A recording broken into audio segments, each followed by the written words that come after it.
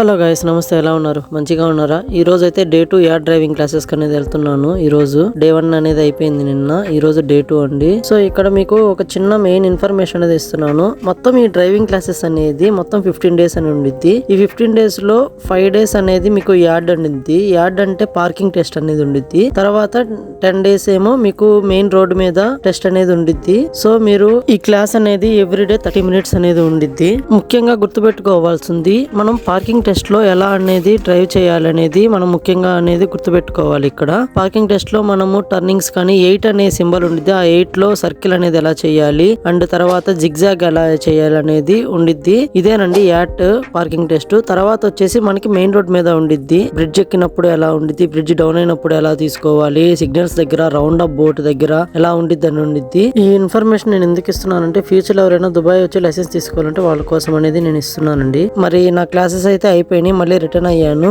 ఈ వీడియో కింద మళ్ళీ నెక్స్ట్ వీడియోలో కలుద్దాం. బాయ్.